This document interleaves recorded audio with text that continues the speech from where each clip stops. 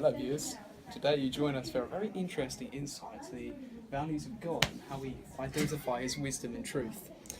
Here you see a simple Tropicana bottle from Subway. Let's pretend he's God. Now when we cloak him with logic and truth, we really see the outline of him, the concepts of what he really is. But, as you can see, when I take it off, he's no longer there. Why is that? We're going to find out today. The ontological argument aims to prove God's existence through words and defining his true being. And through that, we can assume his existence. But many people don't agree with this because he's outside of our sensory experience, and therefore, because of empiricist views, we cannot therefore prove that he exists. Key concepts in the argument is the fact that it's a priori, so the argument does not rely on the evidence, senses, but rather on the logical argument itself. It produces a conclusion that is self-evidently true or logically necessary, as much as God's existence. It is deductive and it is analytic. So and there twice. First, we can look at Anselm, who is an 11th century Archbishop of Canterbury, I believe. Yeah, something like if that. my studies are correct.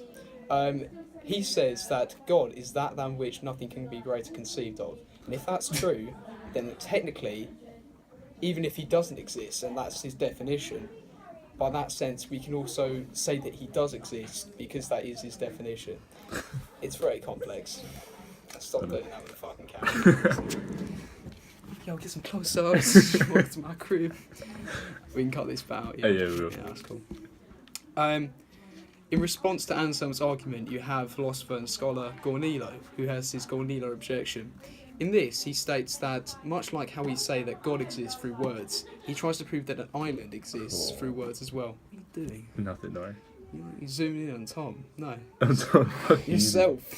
What's going on? It's just recording him like itself, like just. Oh yeah, all the fair. time. Yeah, no, he's very Yeah. good like that. What a bastard. In Gornilo's objection, the first premise states that a perfect island exists, much like how we say God exists through other words. Secondly, it states that this island is... What is this island? It is... You tell us, Jamie. I don't know. The best island. It is, yeah, it's the perfect island, etc. So, by stating this, it essentially says that it must exist, just because saying it's perfect and through its definitions exists. But this is obviously ridiculous because you can't really define something into existence, much like saying, "Oh, I wish Katy Perry was there with no top on." Look there. There's nothing there. Okay. So, in response to this, people say that this is ridiculous. Actually, no, not in response to it. This is in response to the actual Anselm's argument itself. And he says that just because you say that it does exist, it's ridiculous to say that it doesn't. But an additional response to Gornilo's objection, you say that God is metaphysical and therefore his existence is transcendent, whatnot. You can't.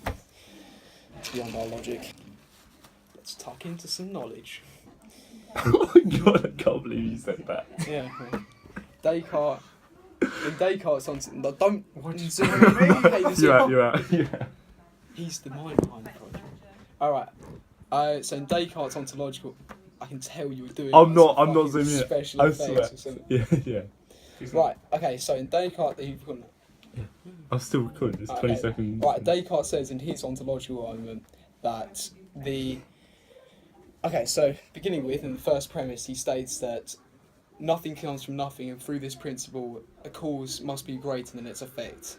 And so from this, as the fact that we can gather the information of God, so we can understand God, he's an infinite concept, but we are finite beings. The only way for that to truly make sense is the fact that God implanted his own existence into our own minds, which is otherwise known as the trait. That's essentially the ontological argument for Descartes and how we understand God. And so from this, because we can understand God, which is the true metaphor behind this argument, is the fact that because we can understand God, he must exist. And so other ancient scholars such as Aquinas, St. Thomas Aquinas, claims that Anselm was guilty of making a transitional error, that is, moving from the definition of God to the existence of God. So he's saying just because we can stay, it doesn't really exist. Although Anselm's a theist, so a bit contradictory there. Hey, didn't see you there.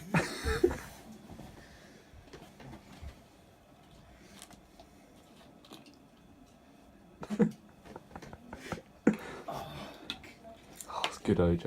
That's a great OJ. St. Thomas Aquinas, who was a Christian theologian in the 12th century, approximately, give or take, he rejected the view that human intellect alone could prove the existence of God. He claimed that Anselm was guilty of making a transitional error that is moving from the definition of God to the existence of God. And Anselm was also guilty of making an assumption about the definition of God that was not shared by all believers. God's existence in reality must be demonstrated a posteriori, which is contradictory to the fact that ontological argument is a priori.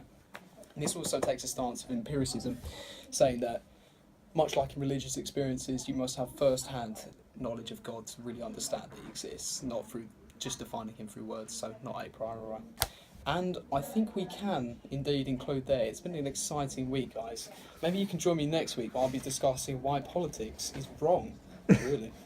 Sweet.